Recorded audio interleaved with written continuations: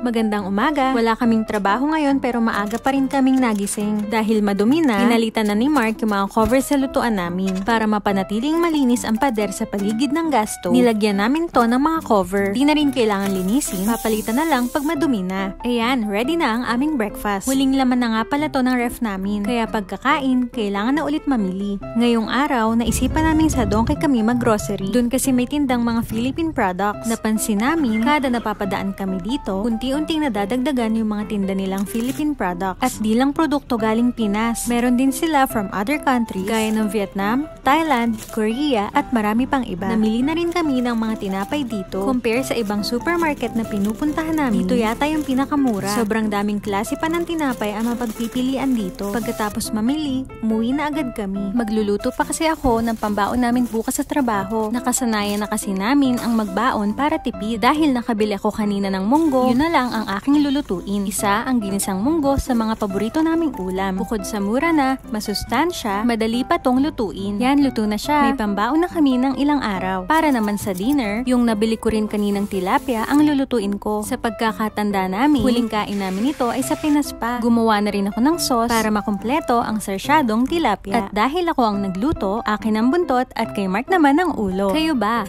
Anong part ng tilapia ang gusto nyo?